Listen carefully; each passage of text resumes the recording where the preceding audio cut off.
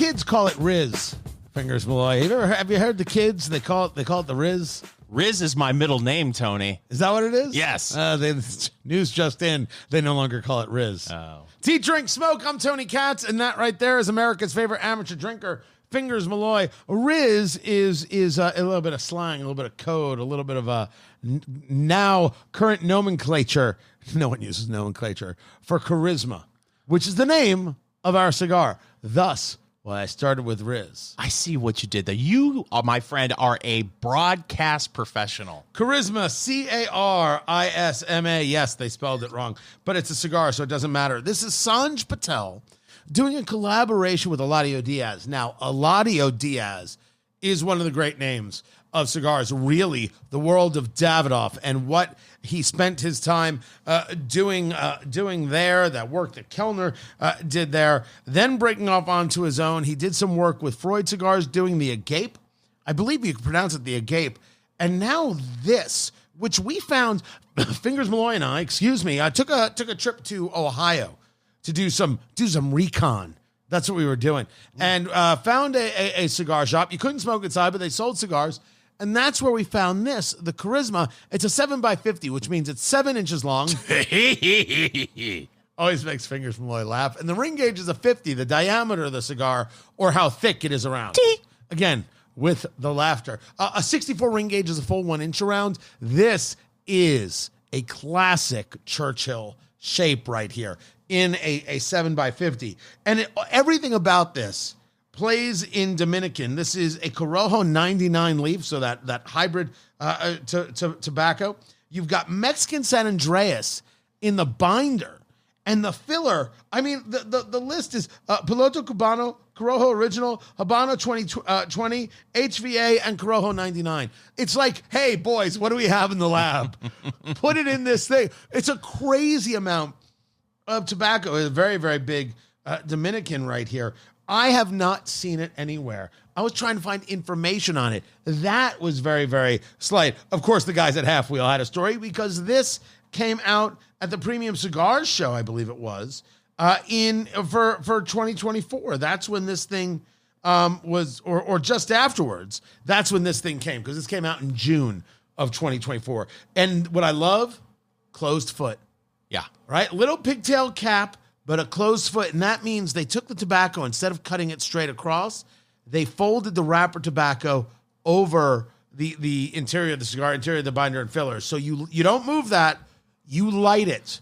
You light it, it creates a different experience, and make sure you're in a place where nothing, if it falls off it, is going to catch fire, and it'll slowly open up on you. That's what a closed foot, sometimes, I shouldn't say closed foot, a shaggy foot is the proper terminology. Almost like a tobacco wick is what it is. Almost like a tobacco wick. Like John Wick? John Wick? I once saw him kill 3 men in a bar with a pencil. With a pencil. You should have seen the size of the pencil. Wow. Waka waka. Fingers, you've been smoking this for a little while. You're in the first third. Tell me what you got.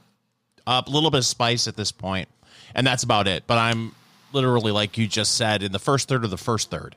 So a little bit of spice really hitting me in the back of the throat. And maybe a little hint of wood, maybe. But like I said, first third of the first third, if that. It's funny. When it's Mexican San Andreas anywhere in a cigar, I always find myself getting a little bit of sweetness out of it. And I mean, people could tell me, Tony, you're totally wrong. That's coming from something else or anything else here. Understand that this wrapper, this Corojo 99 wrapper, I actually pulled up some information because I wanted to make sure I was properly sharing. And of course, who could find information now when you need it most of all? This is, I mean, there's a tremendous number of cigars that use this kind of Corojo wrapper, this leaf that comes from Cuba, and then the seeds were moved other places. So you don't really find the traditional Corojo wrapper anymore. You find this basically this hybrid, and so this Corojo 99 is indeed this hybrid. It's you have some wrappers that are very, very susceptible to disease. You have some wrappers that are very, very hard to work with. This was quite literally the wrapper that kind of meant Cuba and meant Cuban cigars. So between like from the 30s to the 90s, this was the wrapper, definitely something that's going to bring you spice. Now, as of right now, you're right. Not overwhelming as we've just lit this up. So you want to take the cigar, you want to grab your notebook, open up your notebook. What did you eat today? What did you drink today? The weather, chilly here in Indianapolis, Indiana, where we are. And I don't know what you ate today, Fingers Malloy. I had some popcorn. I treated myself to a little bit of popcorn. I had a ribeye today because with some grilled onions because I am who I am. I had some mixed nuts. Nice. And a Costco hot dog. Good for you. Yeah, my honestly, I'm living the American dream. Yeah, better than my adventure into the pantry today. All I've had is 3 bowls of Raisin Bran. I'm sorry, 3? Yeah, had 1 bowl before a nap, 2 bowls after a nap. I may be running to the bathroom here at some point. You're not going to make it. I think we should do this from a swimming pool. But it is the crunchy Raisin Bran, which really isn't Raisin Bran at all. When they get the flakes are sugar coated, and are they really? I think so. Sure seems that way. It's just not the sweetness of the raisins? No, it's not. But I will give kudos to the local grocery store for their generic crunchy Raisin Bran. 3 scoops of raisins. Is that right? That's what my guess is. Not 1, not 2, but 3. So get your notebooks out. What'd you eat today? What'd you drink today? All that Raisin Bran. And then break the cigar up into thirds in your mind. First third, second third, final third. What are the flavors that you're getting? Right? It doesn't matter. The idea of right or wrong. Well, what if I put spice and it's really a lot of spice, or I put spice and it's really just a little bit of spice? That comes over time.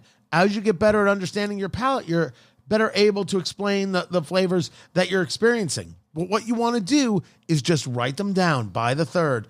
First third, second third, final third. When you try that cigar a month from now, 6 months from now, whatever it may be, you do the same thing. Then you compare your notes. See your through line. See what it is you really got out of the cigar. That's where your palate is. This is a very, very not attractive color. This is pale brown into brown, and it doesn't move me, but it feels like freaking silk. I mean, it's got a little bit of a shine to it. It's got a smoothness. You can see the leaf, which I love, and there's like one bit of veining going on here. I never mind that. I like remind me that this is a product of nature. Yeah. I love it. And the other thing, too, is the hand feel is darn near perfect. It's heavy, right? Yeah. It's got a bit of a billy club kind of thing. That's how we talk about it at Eat, Drink, Smoke, our terminology for something that has some good weight. If it was too lightweight, we would call it a wiffle ball bat. You're absolutely right. That's a solid observation. I wasn't even thinking about it. Really fits beautifully in the hands. Now, we're going to smoke this. Then we're going to talk about whether or not it's in our humidor. We had never seen it until the other day. And now we're smoking it because life is good. Find everything we do at eatdrinksmokeshow.com. We come to you with this breaking news. Fingers Malloy has decided that humanity has to go. That's right. The co-host of Eat, Drink, Smoke, America's Happy Hour anchorman, Fingers Malloy, has made the decision after a weekend jaunt to downtown Indianapolis, Indiana, that everybody must go. We go now to Fingers Malloy for comment. Everyone must go. It's Eat, Drink, Smoke. I'm Tony Katz. Thank you, Fingers Malloy. And that is Fingers Malloy. I should have really gone with that and then jumped into this is Eat, Drink, Smoke. I ruined the bit. That's fine. That is Fingers Malloy. I'm Tony Katz. Good to be with you. I don't know what is with you. Like, admittedly, I am in maybe the most foul mood I've been in years. Absolute years. Just a mess of a human being right now. And you walk in, Detroit Lions win. Kind of used to that.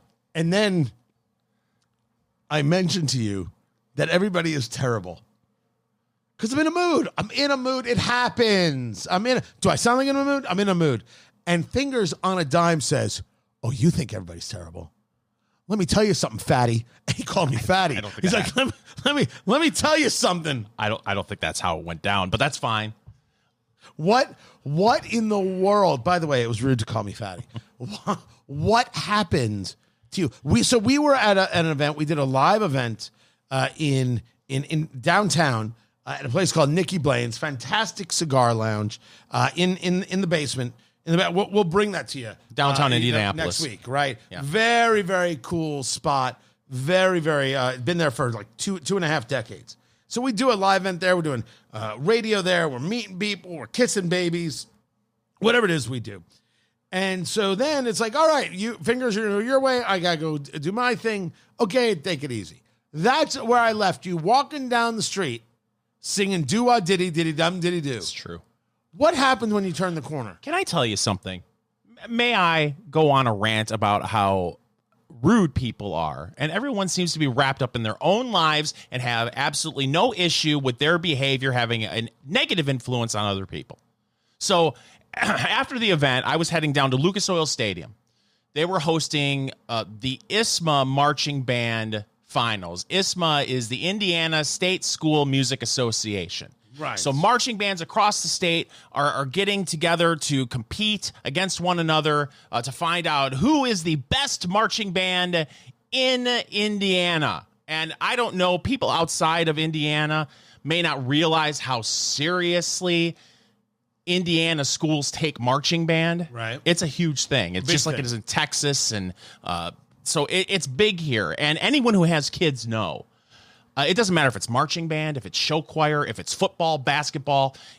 If your child is involved in some sort of after-school activity, it costs some scratch, Tony. Is that right? Some green. What? Yeah, and if Wait, you scratch or green? both. Wow. Yeah, and as people know who are involved, if they are a marching band parent and they are in one of these high schools that takes marching band really seriously, there's costumes. It looks like it's not like, hey, march out in the formation of the letter H, play some song from the 50s and walk out. It's like a whole show, and there's costumes. It costs a lot of money to be a band parent, a huge amount of money to be able to get your kid involved in band. So this is the biggest event in the state, other than there's Bands of America too. I'm sitting there getting ready to watch my child perform. And for 45 minutes, I have parents behind me talking throughout the whole performance. Performance after performance after performance. Just talk. And it's not a situation where it's like, I can understand, Tony. If you and I went to this band competition and you said, Fingers, my goodness, we have a death in the family. And you're pouring your heart out. It's like, oh my gosh, this is a terrible experience. But even then I would say, Tony, maybe we should go outside instead of yakking it up throughout all these performances. Parents are there sitting, watching their kids, maybe their senior year performing. And I got Becky behind me. And I'm like, you ever go to Menards for Christmas shopping? I can't find a better place to go Christmas shopping than Menards. It is just fantastic. And I'm like, are you serious? Nobody cares, Becky, about Menards, about your Christmas shopping. This is the thing that you need to talk about while bands are performing and people are turning around. People are getting ready to throw their popcorn at Becky, but then they remember that they're at Lucas Oil Stadium and popcorn at Lucas Oil Stadium is $62 a bucket. So they sit back and they say, I can't waste my money throwing my popcorn at Becky, who can't shut up about Menards. And meanwhile, and by the way, all these parents, they're wearing the high school band name, the high school name on their shirts. I could call out the whole high school based on Becky's behavior and other people's behavior from that high school, but I won't do it, Tony. You know why? Because I do not want to sully the reputation of that high school based on Becky and her friend, Lisa, and just yakking away while parents are trying to listen to their kids. Thousands of dollars, Tony. And then you pay for tickets to get into Lucas Oil Stadium. And then you buy the expensive popcorn. And Becky's talking about Menards and Christmas shopping right in the middle of the performance. And then afterwards, I go to the grocery store. And then a bunch of people crowded. I'm all excited about being at the grocery store, Tony, because as you know, this is the time of year for gift sets. Liquor gift sets. Beautiful. I'm looking at gift sets. People just standing shopping with their carts in the middle of the aisle, having conversations. I'm thinking, what is going on with this world, Tony? Everyone is just consumed with themselves and they don't care about how their behavior affects others. You asked. You forgot I was here. I apologize. Wow, that was a lot.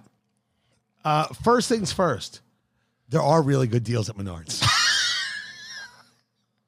I just want to say right now that you can get everything from weather stripping to imitation Cheetos to lawn furniture right now at Menards. And don't forget to take advantage of that 11% rebate.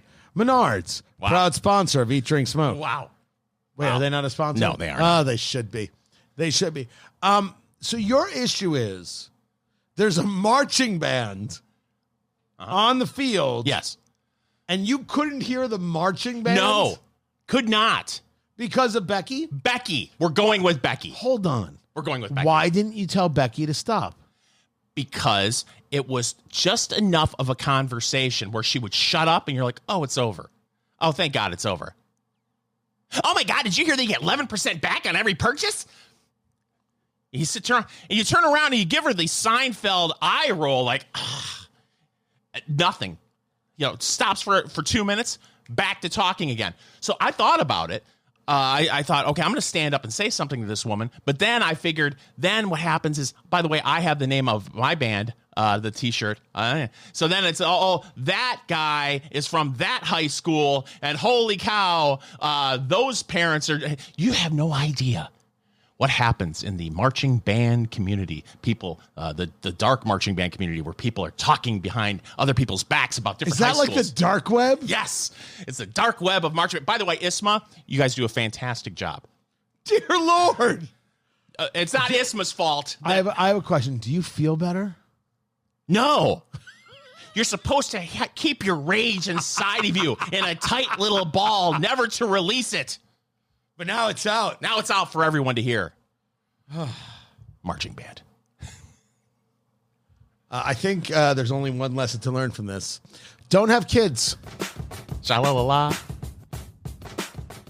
Eat, drink, smoke. It is your cigar, bourbon, foodie extravaganza. I'm Tony Katz. That is Fingers Malloy. Our books, Let's Go Bourbon and Let's Go BBQ, Let's Go Barbecue, available at Amazon.com. Recipes, tips, and tales from the pit. That's Let's Go Barbecue. And the bourbon reader you've always needed, Let's Go Bourbon. Available for Christmas. Buy them now. As you know, Tony. Really? Fine. Really? Plenty copies are still available at Amazon.com. Every week, its supplies are limited. It's Amazon. All right, do it. Do it. Tony, as you know, if you go to purchase a book, you need to do it as soon as possible because supplies are limited. Thank you, Fingers Malloy, for that important public service announcement. Smoking the Carisma. It is a Corojo 99 wrapper with Mexican San Andreas in the binder and a whole host of tobaccos in the filler. This comes from Sanj Patel and Eladio Diaz. Carisma, Carisma. We found this on a lark as we were traveling through Ohio a few weeks back and really haven't seen it many other places. Certainly haven't seen it reviewed. This is new, just came out this summer, but Eladio Diaz, that Davidoff world, certainly going to give it a try. 7x50, 7-inch-by-50 ring gauge here. And Fingers Malloy, we're smoking. How you doing? I got to tell you, I thought that this was going to be a little spicier than it is. I'm not getting really a whole lot of pepper or spice on it. That wood that I mentioned earlier is still there, but it's subtle. I was expecting it maybe because of the San Andreas. There would be some sweetness to it, like you mentioned earlier. I'm not really getting a lot of that either. Listen, these are not complaints because it has been fantastic so far, especially, we mentioned earlier the hand feel. It has been a low maintenance stick, nice, lots of nice, pleasant smoke coming off of it. It's you haven't had to touch it up at all. So far, so good. I'm not getting a lot of notes from it. So I'm going to throw one at you. Okay. And see if this makes sense. I would argue that there is a unique sweetness coming out of this cigar. And I'm going to say it like this. And I don't think I've ever referred to a cigar like this, although we have from Luciano and the Mil Diaz talked about saliva production before and really makes your mouth water. I would argue that this cigar is juicy. That's interesting. That if you know when it's not bready, that is not it, which is a flavor I love. But you know, if you were to chew on bread and actually just chew it, not swallow, just give it a chew, a sweetness comes out, right? Yeah. Sugars come out a little bit. It is almost as if there are some sugars here, some generalized sweetness that as we are smoking this cigar are just laying themselves, not coating the tongue, but just hitting in spots. So I think that the idea that the cigar isn't getting more spicy, this cigar is getting muted by that juiciness. And it's not an earthy, it's not a dirt, it's not a tobacco forward. I'm not getting that at all. It is not a wood. It is this generalized sweetness. And as an overall performance, so far as we're in the first third of this cigar, I'm really curious where it's going to go. I'm digging it. I am too. Here's something else that's happened to me on Retrohale that I'm hesitant to bring up. Retrohale, by the way, is when you bring the smoke. Remember, you're never inhaling. You're bringing it in, you're toasting the palate, but you bring it out through the sinuses, right? Comes through the nose. Many more nerve endings there, receptors there. You can get different flavors that way. I'm getting a hint of floral on the Retrohale. Really? I mean, a hint, yeah. Which is not something I don't, Retrohale every once in a while, but not something that I do all the time. I'll try. Oh, and he's I'll going to immediately die. Oh. I can't do it. I have been smoking cigars for as long as Fingers Malloy has been alive, and he's older than me. And are you older than me? I think you're older. Yes, than me. I am. And just wanted to remind you. Didn't you hear my knee snap when I got up earlier? Dude, everything on you snaps. You make so many noises, and I'm like, "Are you all right?" He goes, "Just make noises now." I don't know why you're bringing it up. Just this is what I do. Well, I'm a man and I make noises. Why don't you just leave me alone? I forgot what I was going to say. The noises. The Retrohale, though. Okay. I cannot do a Retrohale to save my life. I just can't do it, but I'll try it now. I'll try it now. Exciting. By the way, the ash on this is very, very good. Everything's wonderful. Here we go. He's going in, ladies and gentlemen.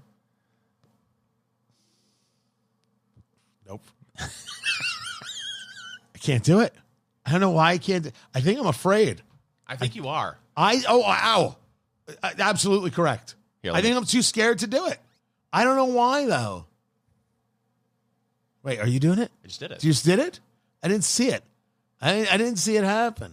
Oh, see, that was it. That was it. I can't do that. I can't. Fingers look like a dragon. I can't. But it really does change your view of the cigar because it's just like when we do a bourbon, you're checking the nose. So much is happening. And I think, look, if you've smoked cigars for a while, give it a go. Give it a shot. Give it a try. If you haven't, give it a shot and then know that you're going to be okay. Right? Deep breaths afterwards. Deep breaths. It's time, Fingers Malloy, for News of the Week. Well, there's been some speculation that now that we are past the election, that we're going to see a lot of... There was an election? It was in all the papers, Tony. I should have checked. There's been speculation I that haven't gotten my TV guide in weeks. You haven't? No. Oh, they got great coupons in the back of it this week for Jiffy Pop. Dang it. Having said that, there's been a lot of speculation, Tony, that there's going to be a media shakeup after the election. People are going to be either laid off or they're going to switch networks. One such person, Chris Wallace, the veteran journalist who has anchored weekly programs on CNN and the Max streaming service. Is that the streaming service that lasted like 3 weeks? Lasted 3 weeks. Yeah. Is leaving the network. He announced earlier this week, Tony. Chris Wallace is 77 years old. Can you believe that? Wow. First of all, I was going to tell another old joke. Elizabeth Taylor has had marriages that lasted longer than CNN Max or CNN Plus, HBO Max, CNN Plus. It doesn't even matter. Well, this is CNN Max here, so I don't know.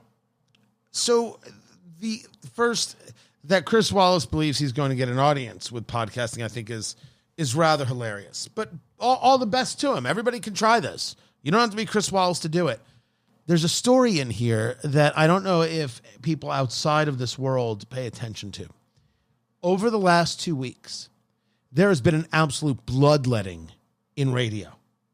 iHeart and Cumulus, two of the biggest radio syndicators and owners of stations out there, they have been firing people left and right.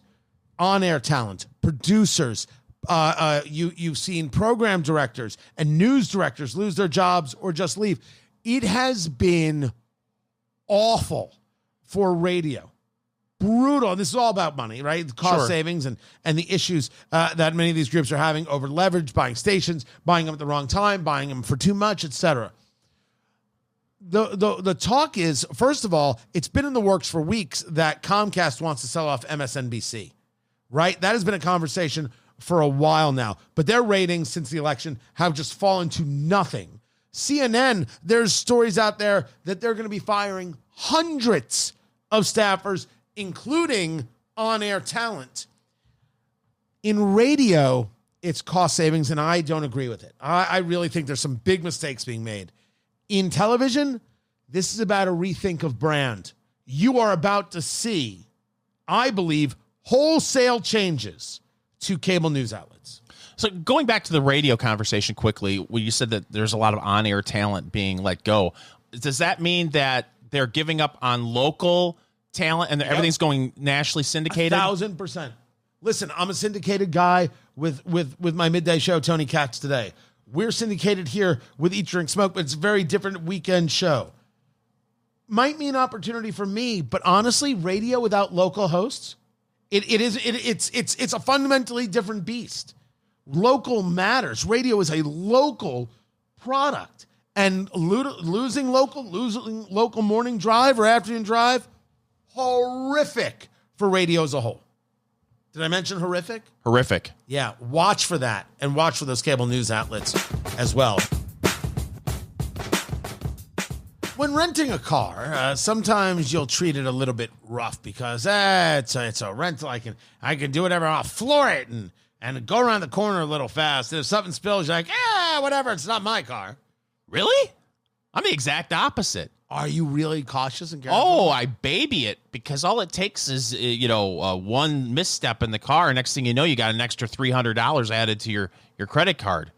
Yeah, but you drive like how would I describe this? It's Eat, Drink, Smoke. I'm Tony Katz. That is America's favorite amateur drinker, Fingers Malloy. And you drive like a grandma who's no longer allowed to drive. That cracks me up. You are.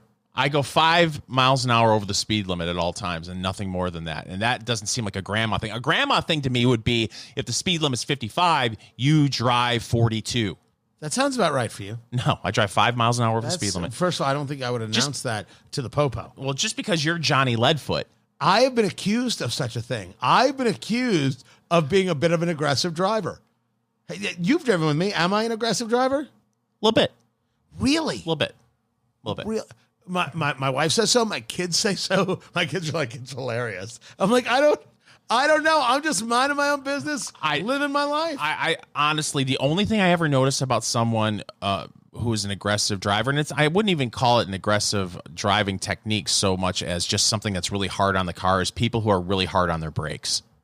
Define hard on their brakes. Going 55 miles an hour and then the stop sign is 30 feet ahead of you and then you slam on the brakes. Okay, that's dumb. That's dumb. I mean, I've misjudged it before. I should have hit the brakes a little bit earlier, right? That's the kind of thing I noticed. But if you're going 85 and a 70, chances are I'm really not going to notice 85 that. and a 25? Well, I would notice that. Well, sometimes you got to get there on time. But I remember I rented a car when you and I were covering the Iowa caucuses. Was that 2012? Yes, it was 2012. And God. Yeah. How old are we? Right? Gosh. It was a simpler time. We were fetuses. Yes. And just a couple of zygotes on the road. That's true. And we were told by several people that we had to have these made right hamburgers. You remember the made right hamburgers? It was not their best outings. So these were loose beef, burgers. Like think Sandwiches, of, yes. yeah, think of a sloppy Joe without the sauce. Yeah, loose meat sandwich is what they call it. And, we were in a hurry. We got through the drive-thru, and we were eating these loose meat sandwiches in the car, and I believe we left about 1.5 pounds of ground beef on the floor of the rental car. When you say eating, we were having bread. The meat was everywhere. It was in the air conditioning vents. Yes. It was brutal. I had to have the whole car fumigated, deodorized, and detailed before I returned it to the... Did you clean it? I vacuumed it. Yeah, I didn't want some kind of weird thing on my bill. Oh, that's so great. We have $150 ground beef charge for your rental returned. I got to admit, that I would do. Like if the car was dirty, of course, I would clean it before returning it. But Hertz is having an issue. They threatened to have a customer arrested if he didn't pay a $10,000 mileage overage charge for driving 25,000 miles in 1 month. 25,000. But the rental agreement said unlimited miles. 25,000 miles, by the way, that's what it is around the earth. You could have driven around the earth. I cannot imagine. That's something I feel like I drive 25,000 miles in a year in my car, and that's excessive.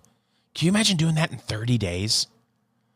I hope he had some sort of cushion he sat on. Yeah, like some kind of donut. Yes. Perhaps some kind of cushion donut. I wouldn't have thought of that until after I turned 30 years old. Then these thoughts would never cross my mind. But what makes you think that you could say, pay this or you're going to be arrested? First, if the Hertz guy says it, I just leave the keys, like, bye. What are they going to do? Forcibly keep you there? That creates a whole nother issue. Kidnapping is a crime. Yeah, and then on top of it, I think you pull out the rental agreement and you just see right here, unlimited miles. Unlimited miles. What are you talking about? What are you saying to me? Yes, maybe 25,000 miles is a little excessive, but still, unlimited still means unlimited, which means I should not be charged anything. And where do you come up with a $10,000 charge for that? They want to argue that unlimited means a reasonable amount. No, it doesn't. Let me give you an example of labeling. Costco right now, as you discussed last week, Fingers Malloy, is involved in a recall with butter. Yeah, you discussed this last week, I believe. Sure. I don't think remember. you did. Okay. And why is there a recall of butter? 80,000 pounds of butter are being recalled by Costco. You know why? No. Because on the label, it does not say contains milk. I'm sorry? The label did not, somehow there's a misprint. I don't know. It does not say contains milk, and it has to be listed contains milk. Otherwise, it's a violation of certain FDA rules. It's lower on the list. Basically, it's no one's going to die from this, but a lot of people are going to make a stinky. I think that's the official terminology. And so they had to do a voluntary recall of 80,000 pounds of butter because someone out there doesn't understand that butter is made with dairy, with milk, with cream. They didn't know. They think it magically comes off the butter tree in those carton shapes. It doesn't come off the butter tree? I'm going to hit you. Here's my problem with this. The problem isn't that people don't know. I thought we were just going to, roll right past that. That's terrible. But then on top of it, I think we're going to have another segment of, it really grinds my gears. Look at you. Full Family Guy. Right. Why on earth could they not put this butter in a certain section of the store saying, oopsie, we mislabeled this. Buyer beware. The butter may contain milk product. Dude. Duh. Dude, I mean, it's unlimited means unlimited. So they're going to throw it away? Butter is butter. if Costco has to have a recall because something you clearly know has dairy, has milk, has cream, it didn't label it. Well, if it's labeled unlimited miles, Hertz, shut up. So they're right now in a whole bunch of PR hell because someone thought to say, you pay us $10,000 or we'll have you arrested. What compels people to say such things? Well, and again, yeah, I don't get that. But then also, where did you just come up with this random $10,000 fee? Did you go in the back and you and Johnny, the other manager, said, you know what would be a good amount? Let's go with 5. No, what? 5,000 is not good enough. 8,000? No, 10,000. $10,000 he owes us. You think that this was just some random number? They got the boys in the lab and pulled out an abacus. They ran the numbers and checked the constellations, and that's how they came to 10,000. I would love to know. It doesn't say in the piece what kind of car it was. What if it was something like It was a Hyundai Elantra. I have no idea. What if it was something like a Chevy Sonic, where it's only the brand new sticker price on it's only like, I don't know, $18,000, $19,000, $20,000, whatever. If it's just a small, a subcompact, you could buy the car used for $10,000. I honestly, I actually don't know what the car was. You'd think that if it was a more expensive car that they'd have an argument? No, like it was a no, Corvette? I'm saying for $10,000, I could buy the damn thing. What are you talking about? And a $10,000 fee, again, we're just pulling numbers out of our butt. Customer satisfaction is our top priority at Hertz, and we sincerely regret the customer's experience at one of our franchise locations. Per the terms of the contract, the customer will not be billed for mileage. There you go. Happy ending. Problem solved. I am a rye guy. Always have been. Look, you know I love bourbon, but I prefer a good rye. There's something about that flavor, something about that nose that more moves me. But I will tell you, I've never been a WhistlePig guy. And WhistlePig is a big name in rye, and they've got some big ryes to go along with it. So when Fingers Malloy showed up with a nice 12-year, I said, all right, let's give it another go. It's Eat, Drink, Smoke. I'm Tony Katz, and that right there is America's favorite amateur drinker, Fingers Malloy. Fingers found this in a gift set at Costco, which, by the way, the videos will be up wherever it is you get the Eat, Drink, Smoke videos, whether it be eatdrinksmokeshow.com or on our YouTube channel. The gift sets are always amazing to Fingers Malloy, and the deals that are given. This was a box that included the 12-year Old World Rye, and then it included the 10-year small batch rye and a bottle of WhistlePig barrel-aged maple syrup, non-alcoholic. It was at Costco. Now, these are 375s, right? These aren't 750s. Right. These are half bottles. Yes. It was $99.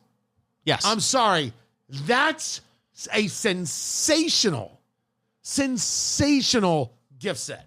Yeah, it is. And they have recipes on the back to be able to use all 3 bottles in a couple of different cocktails. This is the best time of year if you are wanting to stock up on your spirits for your liquor cabinet, because the deals that they have for these gift sets, along with all the other stuff that they'll throw in, maybe rocks glasses or a shaker or you name it. This is the time of year where grocery stores, liquor stores, Costco, they're all stocking up on them. So the WhistlePig, this is the Old World rye, aged 12 years, comes in at 86 proof, and it's finished in it's in 3 different barrels. Madeira, I could never say Sauternes, Sauternes. That sounds good. Why not go with that? And port, 7%. So there's some sweetness that's definitely going to get imparted here. And we have this in the Glencairn glass. Admittedly, I thought that from some of these finishes, you'd get a little darker. You'd get a little more copper in the color, a little more amber. This is lighter than I thought it would be. It's a light copper. I was going to go with a richer. I was expecting a richer, look from the eye. That's exactly where I was going to go with a light copper. It does stick to the glass a little bit. One thing I noticed, we try to do a good job for our social medias to do a pour video. As we were doing the pour, the glass was on the table and you could smell it. Absolutely. It was a very, very sweet to the nose to the beginning. We're going to take a sniff right now. We utilize the Glencairn glass, right? It's got the foot, bows out, comes back in, really concentrate the nose, really get your nose in there. Yeah, that is a little bit of citrus, as a little bit of richness, a little bit of honey. See, for me, it's citrus and apple. Right. That is a very nice, very easy, 0 ethanol, 86 proof. No. 0 ethanol, no alcohol nose at all. That is rich And nice. Not much of a rye spice, no oak at all. And by the way, to be a rye, it's 51% rye in the mash bill, as opposed to a bourbon, which by law has to be 51% corn. But enough sniffing, Fingers Malloy. On the WhistlePig, this is the 12-year, the Old World Rye from WhistlePig. Fingers Malloy, you ready for this? Tony, I've been ready for this all day. Yeah, he goes in right there. He's doing what's known as the Kentucky Chew, moving the juice around the palate, trying to get a feel for it. Sometimes you want to take 2 sips. The first one to set the taste buds. The second sip to really get an idea of flavors. Oh, Daddy's happy. That is the smile of a happy man. That's very nice. That citrus is still there. There's some honey. And then, boy, I don't know if that is yeah, there it is. There's a nice bit of oak there and chocolate on the finish. All right. It's nice, Tony. I'm going in. The last WhistlePig we did, I thought it was bitter. That was the take that I had. And it's different water than, let's say, utilized in the Midwest. And people can tell me I'm crazy. And WhistlePig has a fantastic name. And out there in Vermont, and I'd love to go see what they do and how they do it. It's very possible it's something that isn't for my palate. Doesn't mean that's bad. And we try very hard not to slam things. If it's not for my palate, it's not for Fingers' palate. Sometimes we disagree a great deal. It doesn't mean that it isn't for yours. The only thing that matters is your palate. The only thing that matters is what you like. So I'm going in the WhistlePig 12-year. This is the Old World Rye. Here it is. He's going in, ladies and gentlemen. He's doing what we like to call the Saginaw Swish, the Memphis Munch,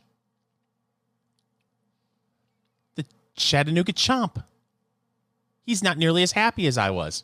All right, that is there's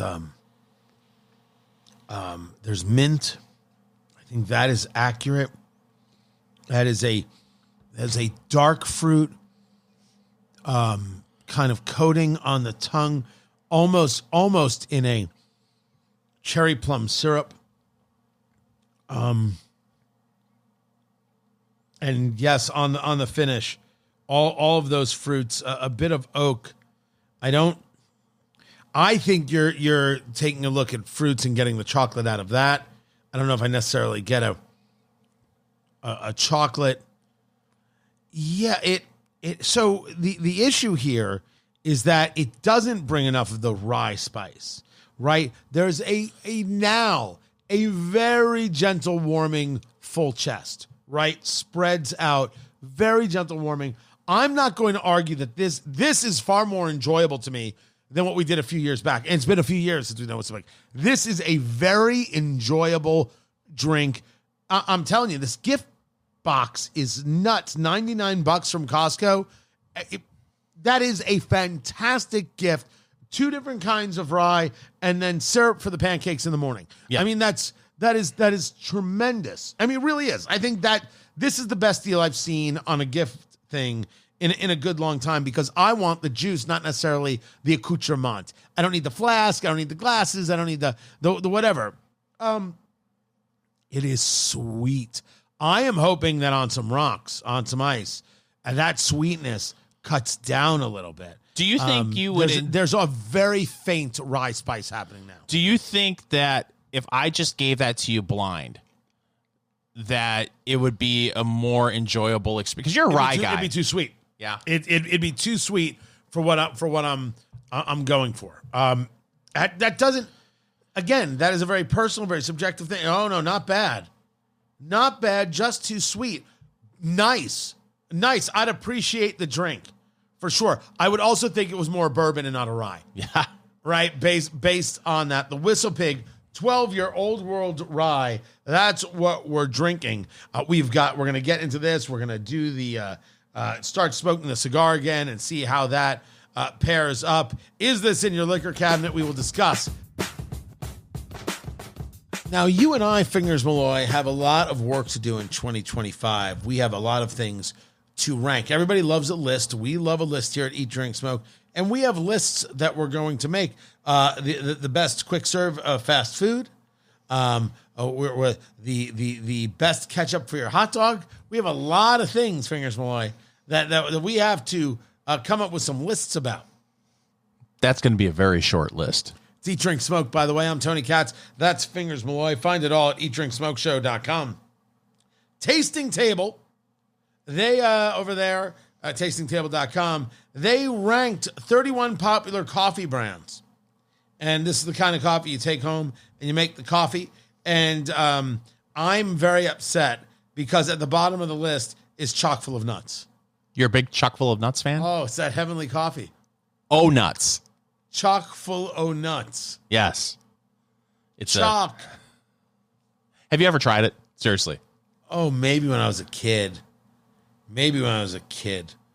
Right? And then Nescafe comes in at number 30. Okay. And Yuban at number 29. I freely admit, I do have a jar of Nescafe in the house. Really? The decaf.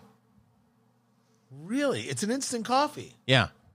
Because I don't want to make a whole pot of decaf, but sometimes it's late at night and I don't want a cup of coffee, because it'll keep me up at night. But if I'm sipping on a decaf, it'll help stop me from stuffing food in my face. Yeah, that absolutely is true. Not the Folgers. You're not a man for freeze-dried crystals. Oh, well, now you're opening up a whole new world to me, Tony. Right. Maxwell House comes in at 28. And Kirkland comes in at 27. This is savagery. This surprises me because I know you're not a big Costco fan, or Starbucks fan, but I believe Starbucks makes that coffee. Do they not? I don't know. Do they? Wait, Starbucks makes the Kirkland brand coffee? Several styles of this brand are actually roasted by none other than Starbucks, according to Tasting Table. Huh. I did not know that. I've had Kirkland coffee. I buy it, enjoy it. But I'm a bad judge for coffee because I put so much schmutz in it. Put a lot of the... Oh, schmutz is good. Yeah. McCafe comes in at number 26, and something called New England coffee comes in at number 25. I got to ask you a question. Yeah. So, we talk about always trying to buy local. It's, you're out of town, you're looking for a cup of coffee, you're always going to pick the local. So you should. So if you have a choice between, say, Starbucks and getting your cup of coffee at McDonald's, what do you choose? I go to McDonald's any day of the week and twice on Sunday. That's what I'm saying. How are they 26 on the list? Number 24 on the list is Café du Monde. Now, this is unfair because Du Monde, this is Nolan's, this is with the chicory. And this is a very unique flavor and a very specified flavor. You can't compare it to other coffee. It's not even right to do. Du Monde should not be on the list whatsoever. That said, if anybody wants to bring me a beignet, I am in. Do you know what Du Monde translates to in English? Chock full of nuts. All right. 23 on the list is Gavalia. I think they're very, very good, by the way.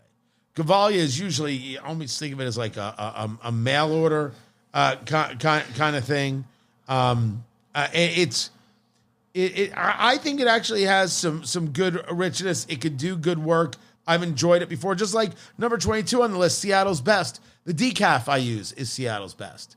Easy, simple. But do you brew a pot? Oh, yeah. Really? Oh, yeah. Oh, yes, I do. I'll brew a pot right now.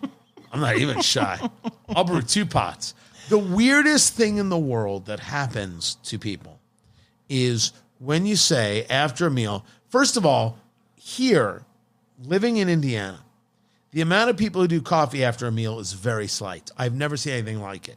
Coffee after a meal growing up in Jersey is religion. It is ritual. It is a thing. My mother had a freaking urn, like literally a giant 48-cup percolator after holiday meals. So are you talking a regular cup of coffee or an espresso? A regular cup of coffee. Regular cup of coffee. Massive, massive thing. People don't do coffee. And when you offer, would you like some coffee? Well, if you're having a cup, just scoop into paper, add water. There's nothing to it. You didn't say to me, well, if you're going to make a Chateaubriand, I'll have one too. The coffee seems to just throw people for this stupid loop. I feel like we in the Midwest, Tony, are very waste not, want not. So you don't want to see a whole pot of coffee made when you're only going to drink 1 cup. Save the coffee for iced coffee the next day. Make ice cubes out of it for your iced coffee. So as it melts, you still have coffee flavor. How do you do that? Dilute. Put the coffee into the ice cube tray. Put it in the ice freezer. cube tray. Oh my God. What year is this? 21 is Folgers. They beat out Seattle's best. I'm not buying. I'm not there. Number 20 is 8 o'clock coffee, which is it used to be very good. I don't know what. That was God rest her soul. That was the coffee brand that my mother would buy. Is it? Yeah. It is amazing how those things connect. Number 19, Wide Awake coffee. Have you ever heard of Wide Awake coffee? No, not at all. I'm wondering if that's regional. Maybe. And 18 is Green Mountain. Oh, I would put some of those other ones above Green Mountain. 1,000%. I'd put them above Green Mountain. I think you see it all over the place. How is Tim Hortons only 17 on the list? Well, it's simple. This list is made by anti-Canadian communists. Tim Hortons is great, but from a Tim Hortons shop with the smell of donut all around. Oh my goodness, you're not kidding. So very good. Because Tim Hortons was beat out by Whole Foods 365 everyday value. Nope. You're much more of a Whole Foods cat than I am. They usually kick me out when I walk in. Is that right? Yeah, because I ask for where's all the processed food. Sir, you have to go. Death Wish is at number 15. Never had it. Anytime you put a skull and crossbones on your package, I'm all in.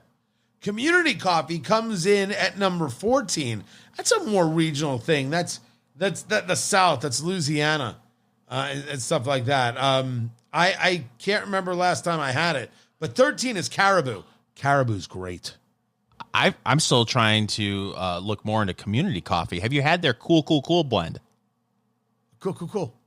Nice. Yeah. Nice. You did a whole Abed reference. Yes. Dunkin' Donuts comes in at number 11, and Cafe Bustelo, which is it comes in those bricks.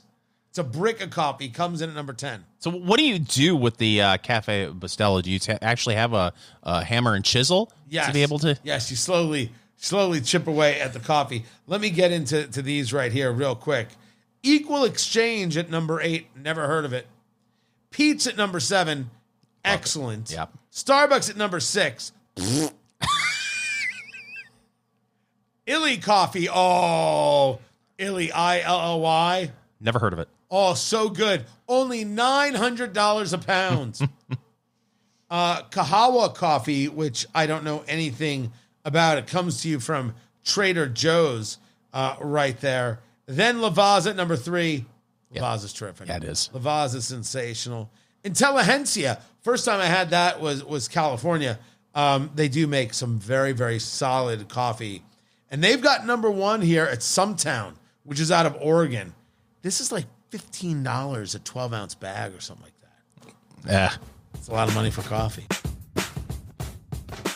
Eat, drink, smoke. It is your cigar bourbon foodie extravaganza. I'm Tony Katz. That right there is America's favorite amateur drinker, Fingers Malloy, and we are smoking the Carisma, which is a collaboration between Sanj Patel and Eladio Diaz of Davidoff fame, doing the Churchill here. This 7x50 cigar, definitely had the spice, had this unique sweetness going on.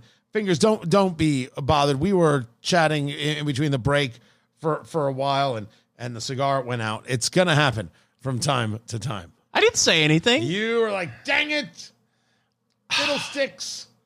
Let me have an emotion. No, It was a passing fancy. I'm only okay when you are dead inside. That's the whole thing. It is. I will tell you that the cigar has not hit as many notes as I would have guessed, but I very much like it. I thought it has smoked for me very, very well. I think the construction is nice. Maybe a little tightly wrapped on this one. Maybe if I'm going to say anything about it, I'm going to say that. But we haven't asked the question, Fingers and Way. Is it in your humidor?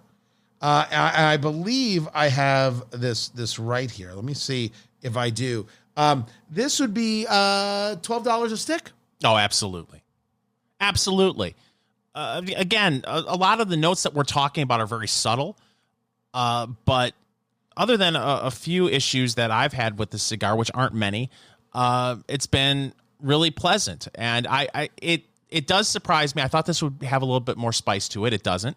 I thought it'd be a little sweeter. It's not, but it's enjoyable. So there's almost an extent to which, and we've discussed this before on the show, where it smokes clean, right? The flavors are not overly pronounced, but everything there is giving a nice smoking experience. Yes. That's the way I feel about it. And I'm enjoying it tremendously. And I only hope I get to continue to do so. At $12 a stick. I mean, Mike, for Churchill. And we're working into the final third of the cigar, which means we have been smoking at a pretty good pace. We've got this paired with WhistlePig, the 12-year-old World Rye. 12 years, 86 proof, very, very sweet. And so, Fingers, I'm going to drink some of the water that has melted from my ice here. Oh, there he's going in. You know it's real. You could hear it. That's it. I'm going to move this to the cubes. You're going to add a little bit of water. Yes, I did to already. Yours, right? You already do that? Yeah, and again, I need an eyedropper. Get an eyedropper. Who's keeping you from doing this? Amazon, Walmart, eyedroppers are us. I'm trying to find an American-made eyedropper. Best of luck for you. I'm going in. Got this on the cubes right here. He's going in, ladies and gentlemen. Now, I was curious to see if it would cut down the sweet, maybe bring up some of the rye spice. I want to argue brought out a little bit of oak. Oh, that's very pleasant.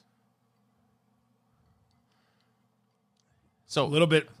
again, you wouldn't think of it as a rye. No. Only in the finish, after a moment, do you get that kind of rye spice on the tongue. No, what does not hit me as a rye in that way. It's nice. Now, we got this, Fingers found this as part of a gift set, the barrel-aged gift set with the 12-year Old World Rye, the 10-year small batch rye, that comes in at 100 proof, and the WhistlePig barrel-aged maple syrup, non-alcoholic. $99. Now, these are 375s, right, as opposed to 750s. Yes. Milliliters, of course. I think that's a fantastic gift set. I think that is an outrageously good gift set for the holidays. I think this WhistlePig, the 12-year, will work for some people. I really do. It's not perfectly my flavor profile, but I think it plays nice, neat, and it plays nice on the rocks. How about with a little bit of water? So would it be fair to say that this could be a dessert rye? Is that an after dinner? Mm-hmm. Absolutely. And an after dinner before dessert, like if you're separating the holiday meal or something like that, sure. This is it's playing nice. It doesn't have as I said, the flavors I'm looking for, but I get why people would want it. And as a gift set, I'm sorry, it's great. The syrup's a bit of a throwaway, you could argue, that one, but it's still fun. You'll use it. So this is interesting. For me, it did bring out a little bit more oak. I agree with you. And then it brought out something that I really didn't get before that I've we try to look and see what other people are saying about it, and you try not to let that influence you when you're having, your review moment. But it brought out a little bit of apricot, which is something I didn't notice before. It's not as sweet with a little bit of water in it, which for me, I could take or leave because I have such a sweet tooth. So I liked it neat. I like it with a little bit of water in it. It's enjoyable. I'm not the rye guy that you are, so I'm not necessarily disappointed in the fact that you're not getting a lot of that rye spice from this WhistlePig. But yeah, it's enjoyable, both neat and with water. I really like it. I think that's the way to look at it. It's enjoyable. And I'm telling you, as a gift set, it's a nice way to play. And even if you're talking about just getting 2 of the 375s for $99, I think you're in a solid place. And again, you're gonna try the syrup. You're gonna find a way to use it. And it does, on the back, it does have these cocktails that you can make with all three.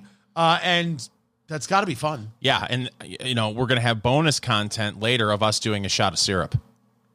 Is that right? No, thank goodness.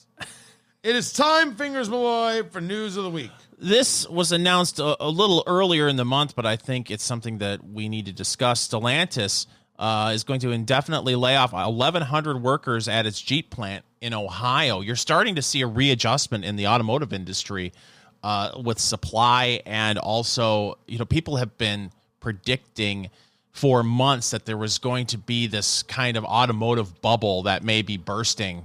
People are going to sit back and say, okay, I'm reevaluating whether I should be spending as much money on a new car or truck as they have in the past few years when we've had these, supply chain issues. Maybe we're starting to see this happen where this bubble is starting to burst, Tony. In which direction? That more cars are getting manufactured, or that the industry is the market is softening, and we're going to see new and used car prices begin to drop significantly. Oh, I definitely think that you are right. Was it the last BLS report that showed used cars down tremendous? I mean, new cars were down, but used cars were down a whole bunch. I think it was double digits. The part of this, and I don't know where auto rates are, but we have now cut interest rates twice. First it was a half point, then it was a quarter point. 30-year fixed are back at 7%. As Lance Lambert of Resi Club Analytics describes it, a 7-handle. Ha! Right? We're back at 7%. The 10-year treasury, which the 30-year fix is based on, is solid in that 4.2 to 4.5 range. 4.2% to 4.5%. And then you add 260, 280 basis points to get to your, which is 2.6 to 2.8% to get your 30-year fixed mortgage. They cut rates. The issue here is that the inflation is baked in. Everybody gets it. The inflation wasn't beaten. Jerome Powell didn't finish the job. He said, it's too expensive to finish the job. I need to cut rates so the market will love me, and so others can get into the market and get these cheaper dollars, but the dollars aren't cheaper, so they lowered the rates to say, okay, we're lowering the rates. They never beat back inflation. The inflation is baked in. It is here. These high prices are the way it is, and no one should think that, well, Trump won the presidency, so everything's going to be better starting January 21st. That is not the way this works.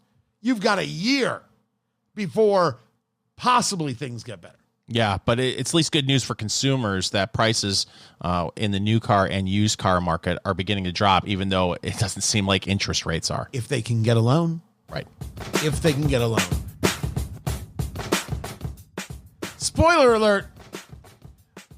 This isn't about me. This is about Fingers Malloy, who came into studio today. I mean, happy as can be. Admittedly, this day has been awful. I have felt miserable. I just, the world weighing on my shoulders. And I'm like, I just don't have it today. And Fingers Malloy is just bebopping around without a care in the world. Then we turn on the mic, and usually that makes me feel better, right? I'm kind of getting it out. I'm enjoying the creative process. I enjoy talking to Fingers Malloy. Oh, no. for Fingers, it brought out all the rage. First, it was Becky, yakety, yakety, yak, yak, in his ear while he's trying to watch one of his children in a marching band. Right? I'm allowed to say that, right? Absolutely. And now it's, wait, what has got you upset? We have to have a national conversation about spoiler alerts. It's Eat, Drink, Smoke. I'm Tony Katz. That right there is America's favorite amateur drinker, Fingers Malloy. Now, in order to have this conversation, spoiler alert, we're about to discuss some things about the television show Yellowstone with Kevin Costner and whoever the blonde chick is. Who she's done a bunch of things. She's very funny. She's a good comic actress as well. I don't know her name. You don't know her name? Do you know her name? Donna Dixon. Donna Dixon, who is married to Dan Aykroyd, by the way. Yes. Donna Dixon. Is she still alive? In my heart, she is. He's going to go to Ask Jeeves right now to find out if Donna Dixon. This is a spoiler alert about Yellowstone. You have been warned. And we won't even discuss what the spoiler is. But I am we need to have a national conversation about spoiler alerts because Kelly Riley, by the way, she plays Beth Dutton. She's very good. Yes. She's not really blonde. She's more redhead, right? I think she's blonde. She's blonde. In either case. We'll get the boys in the lab to figure out what color hair she has. I appreciate that. So apparently the new episode of the latest season of Yellowstone was just released over the weekend. And again, I'm not going to reveal anything that happened about during that episode, mostly because I don't watch the show and I don't care. But this is what I care about, Tony, because it drives me nuts. So apparently they are releasing this exclusively, and actually at a certain time of day on, I believe it's Paramount Plus. It's like, okay, the latest episode of Yellowstone is going to be released at 8 p.m. Eastern on Sunday on Paramount Plus. That's, if I have my information correctly, that's how everything went down. Right. At 9:15 p.m. on Sunday. So do that timeline again. 8 p.m. the episode is released on Paramount Plus. At 9:15 p.m., I make a mistake. I open up Facebook. Okay. All right. You know what? To heck with all of this. It's all my fault. Thank you. It's 1,000% your fault. Everybody knows it's your fault. Okay. At 9:15, so the show is it's a 1 hour program. Yes. And you are like, okay, that's done. Let me go see what's going on Facebook. I'm sure nothing will go wrong there. Yeah, for those who don't know, it's about Yellowstone National Park. Right. That's the episode. The whole show's about. I have no idea. I don't care about the show. What I do care about is Jerky McJerk faces on social media. That show just stopped like 15 minutes ago. And we should say it's a popular program. Yes, people are very passionate about the Jellystone. And so people... You are going to hell. People are saying to themselves, I can't wait to watch the latest episode because it's a very popular television program. I love their Jellystone. This woman gets on Facebook and says, oh my God, spoiler. Just throws it out there. No warning or anything. And I thought to myself, what kind of human being are you? You know this is a very popular television program, and you just throw out there, not everyone, this isn't Sunday night in 1988, and everyone's huddled around the TV waiting for Murder, She Wrote to come on. I think the better reference would be Must-See TV and the Cosbys. Okay, fair enough. Although nobody references the Cosbys anymore. Not when they can, quote, murder She Wrote. Okay. So Murder, She Wrote. But anyway, forget Murder, She Wrote. I can never forget Angela Lansbury. Spoiler alert. If you're into Murder, She Wrote, forget it. Anyway, this person, 15 minutes after the show has ended, throws that out there. And of course, everyone jumps on her and says, how could you possibly do this to me? You throw a spoiler out there. I want to see the show. Her reaction, I thought everybody would have seen it by now. It just ended 15 minutes ago.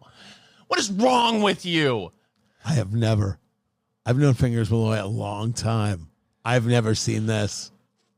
twice. This is not the series finale of MASH, where everybody was huddled around the television to see what happens to Hawkeye. It was 15 minutes after the first episode of this show, and she throws it out there. Spoiler, ruined it for everyone else who hadn't seen it yet. What is the proper amount of time? I would think it would be and this is why we have to have a national conversation about spoilers. 15 minutes after the show ends, you throw something out there? Have you lost your mind? And then gets defensive when people say, hey, thanks, Jerky McJerkface. You just ruined it for me. Oh, what? I thought everybody would have seen it by now. Yes, everybody would have seen it by now. In 2024, people watch their show when they want to watch it. Is it a week? By the time the next episode comes on, can you talk about it? I think openly? a month. A month. Because I don't want to be a guy who's guilty of spoiler alerts, but I just want you to know, JR got shot. There it is. Oh, I didn't want to ruin it for everybody. Right there. Also, it turns out Tony Danza's the boss. Oh, that's the other one. People think it's Judith Light, but we all know which end is up right there. How come we couldn't have pulled Judith Light instead of Donna Dixon? Why do we always go to Donna Dixon before Judith Light? You know they're thinking about a Who's the Boss reboot? Donna Dixon is? No. Oh. Tony Danza will do it. Judith Light said, I'm busy, but maybe. I don't know what she's busy with, but God bless. It's a reboot of everything. A week. If the next episode comes on, like 7, even if it's like a series finale or season finale, 7 days. Give people 7 days and then you can talk about it. You think? I do. But why is there a need for certain people to throw that out there, to be the center of attention, ruining the experience for everyone else? Look, what is it about that person? Tell me.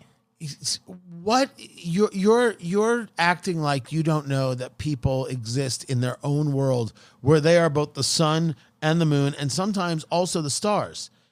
Everything revolves around them. They saw it, so therefore everybody saw it. It's the conversation about Pauline Kael, right? The New York socialite, 1970s, and Richard Nixon wins re-election.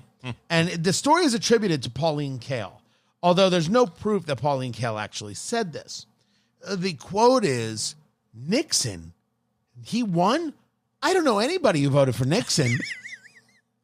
You're a New York elitist living the richest of lifestyles, and you don't know anybody who voted for Richard Nixon. So therefore, it's impossible that he could have won re-election. Like, it's that. It is this people are so absolutely myopic.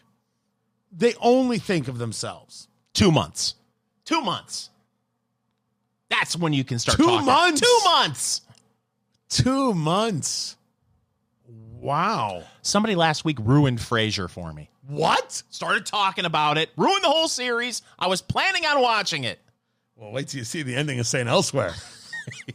I don't want to tell you, but get your snow globes. By the way, the ending of St. Elsewhere. That's an epic ending. We are drinking the WhistlePig, a 12-year, the Old World Rye. It's sweet, but it's nice. We got this as a gift box over there at Costco with the WhistlePig small batch 10-year rye and the barrel-aged maple syrup. $99. Yeah. That's worthwhile. And this Carisma cigar from Diaz,